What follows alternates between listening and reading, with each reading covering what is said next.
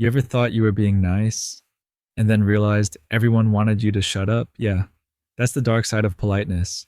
Being too nice doesn't make you a saint, it makes you look fake. And today we're counting down the polite habits people secretly hate. The last one is so awkward, I almost cut it out. Number 10, over apologizing. You bump into someone at the grocery store, your cart barely brushes theirs, and suddenly you're saying sorry like you just ran over their dog. Guess what? People don't feel cared for when you do that. They feel secondhand cringe. Psychologists call this low self esteem, signaling your brain is broadcasting, I'm small, I'm wrong, please don't hate me. But instead of earning forgiveness, it earns annoyance. It's like emotional spam. The irony: if you say sorry once it feels sincere, say it 5 times in 30 seconds and it feels fake. Like you're using sorry as a tick instead of a tool. And yeah, people secretly hate it.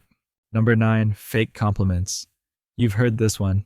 Your coworker shows up with a haircut that looks like it lost a fight with a lawnmower, and you, trying to be polite, say, "Oh, wow, it's so different." Oh, that pause. They heard it. That tone. They felt it. Your fake smile is a louder insult than saying nothing at all. This is called backhanded politeness.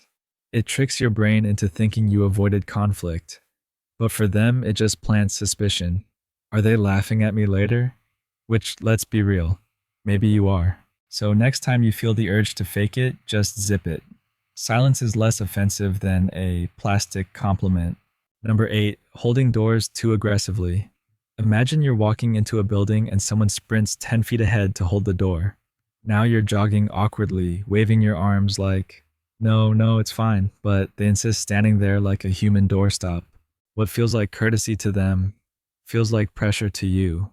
It's an unwanted debt, and humans hate feeling trapped in a transaction they didn't ask for. Social psychologists call this the norm of reciprocity, the idea that when someone does you a favor, you feel obligated to return it. Problem is, if the favor is unnecessary, the obligation feels irritating. So yeah, holding the door can go from sweet to suffocating really fast. And if you think that was bad, wait until number 6. That one might make you rethink every polite text you've ever sent. Number 7, over-explaining your thanks. Picture this: a friend hands you a pen. Normal response, thanks. But you launch into a TED Talk. Thank you so much. Honestly, I don't know what I'd do without you. You're a lifesaver. You're amazing.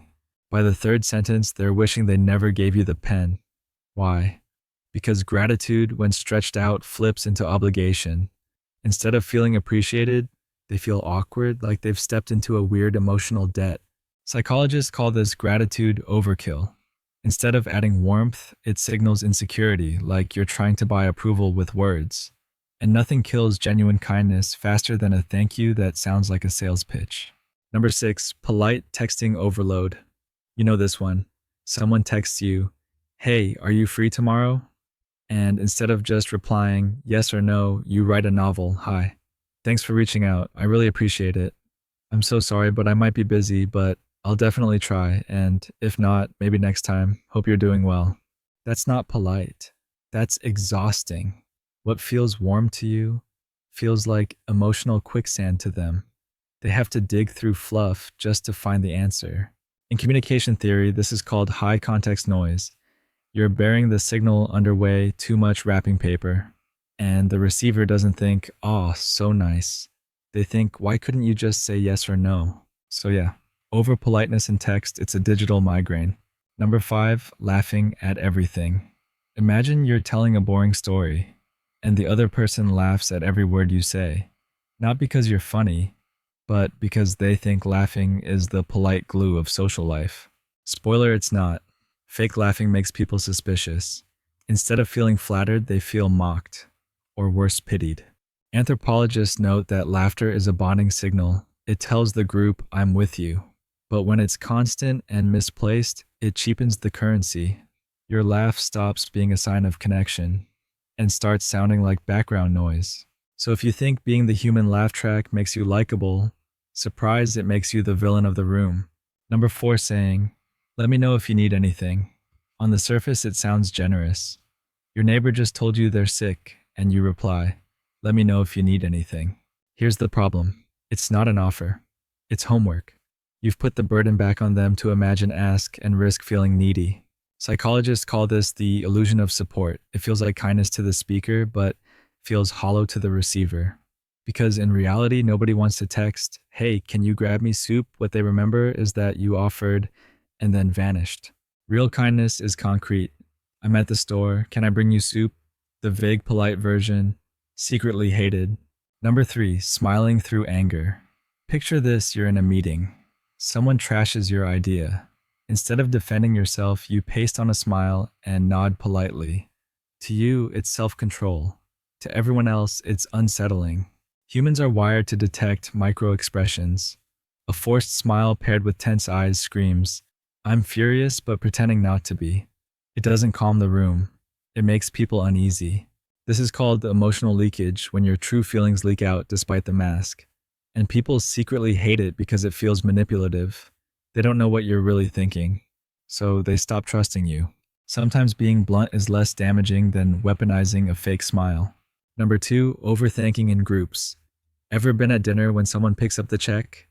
They hear "thank you" once, then again, and now the whole table is caught in a politeness echo chamber. By the 7th thank you, it's no longer gratitude, it's noise. The giver doesn't feel appreciated, they feel spotlighted. And nobody likes being shoved into a role of the hero against their will. This ties into social overload theory. When attention feels forced, it turns sour. So while you're thinking, "I'm polite," they're thinking, "Please shut up and let me eat my fries." Number 1, the last one. Asking, "Mind if I join?" It sounds harmless. You see a group talking, you slide over with a smile and drop the line, "Mind if I join?" Here's the secret: most people do mind, but politeness traps them. They can't say no without looking rude. So they force a smile, shift their circle, and make awkward space for you. Social scientists call this the forced inclusion dilemma. You think you're offering connection, but you're actually cornering people. Instead of feeling flattered, they feel ambushed.